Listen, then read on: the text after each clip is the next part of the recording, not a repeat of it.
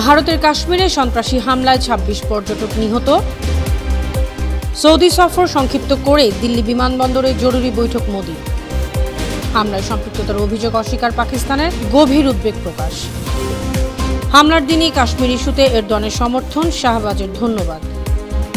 সন্ত্রাসবাদের বিরুদ্ধে লড়াই, মোদির পাশে থাকার ঘোষণা ট্রাম্পের। আসছে ১৩ মে শুরু হচ্ছে ট্রাম্পের মধ্যপ্রাচ্য সফর।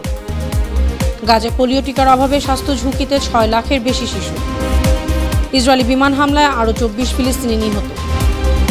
ইমরান খানের রিমান্ড আবেদন পাকিস্তানের সুপ্রিম কোর্টে খারিজ। খাল প্রকল্প বন্ধ না হলে সরকার পতনের হুঁশিয়ারি সিন্ধুর মুখ্যমন্ত্রী। সুপ্রিয় দর্শক, উত্তর থেকে দক্ষিণ, পূর্ব থেকে পশ্চিম, বিশ্বজুড়ে প্রতিদিনের এমন বিভিন্ন খবর নিয়ে আমি অনন্যা চৈতি আছি আপনাদের সাথে। ভারতের জম্মু ও কাশ্মীরের অন্যতম পর্যটন কেন্দ্র পেহেলগামে সন্ত্রাসী হামলায় ২ বিদেশি সহ ২৬ জন পর্যটক নিহত হয়েছেন। আহত হয়েছেন ১২ জন।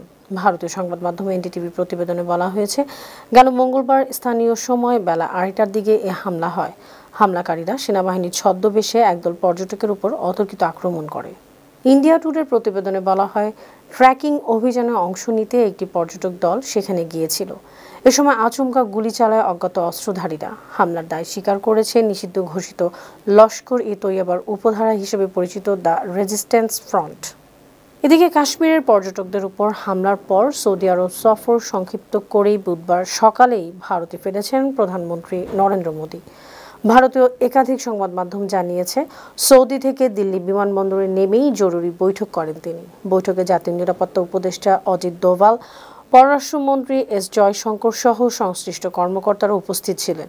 ভারতীয় সংবাদ সংস্থা এএনআইয়ের প্রতিবেদনে বলা হয়, মঙ্গলবার রাতে সৌদি বাদশার নৈশভোজী অনুষ্ঠানে যোগ না দিয়েই নয়াদিল্লি রওনা দেন নরেন্দ্র মোদি। সফরসূচি অনুযায়ী বুধবার রাতে তার দিল্লি ফেরার কথা ছিল। অন্যদিকে ভারতের জম্মু ও কাশ্মীরের পহেলগামে ভয়াবহ সন্ত্রাসী হামলায় সম্পৃক্ততার অভিযোগ অস্বীকার করেছে পাকিস্তান।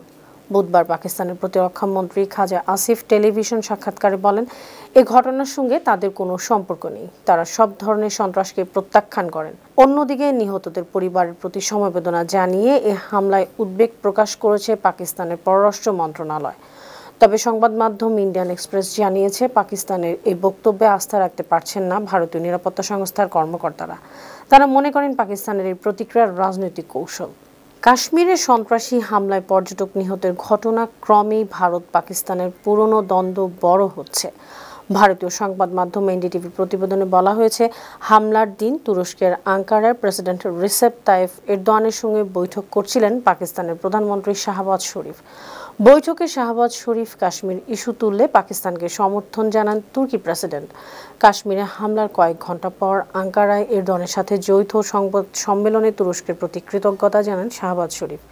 অপরদিকে এরদোয়ান সন্ত্রাসবাদ নির্মূলে পাকিস্তানের প্রচেষ্টার প্রতি তুরস্কের পূর্ণ সমর্থন ব্যক্ত করেন।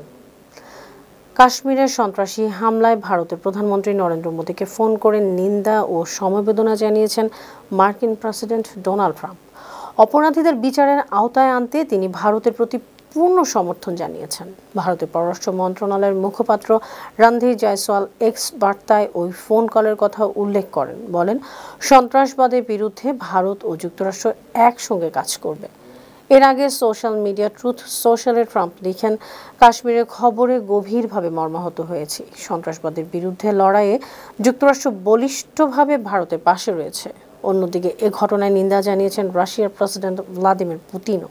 এদিকে আসছে ১৩ মে মধ্যপ্রাচ্য সফর শুরু করছেন মার্কিন প্রেসিডেন্ট ডোনাল্ড ট্রাম্প। স্থানীয় সময় মঙ্গলবার হোয়াইট হাউসের মুখপাত্র ক্যারোলিন লেভিট জানান, ১৩ থেকে ১৬ মে পর্যন্ত ট্রাম্প মধ্যপ্রাচ্যে থাকবেন। প্রথমে সৌদি আরব, পরে কাতার ও সবশেষ সংযুক্ত আরব আমিরাত সফর করবেন তিনি। হোয়াইট হাউসের মুখপাত্র আরও বলেন, মধ্যপ্রাচ্যে সফরের আগে পোপ ফ্রান্সিসের অন্ত্যেষ্টিক্রিয়া অংশ নিতে শুক্রবার রোম যাবেন ট্রাম্প। দ্বিতীয় মেয়াদের প্রেসিডেন্ট হিসেবে দায়িত্ব গ্রহণের পর এটি ট্রাম্পের প্রথম বিদেশ সফর। গাজায় মানবিক সহায়তা ও প্রয়োজনীয় সামগ্রী প্রবেশে বাধা সৃষ্টি করছে ইসরায়েল।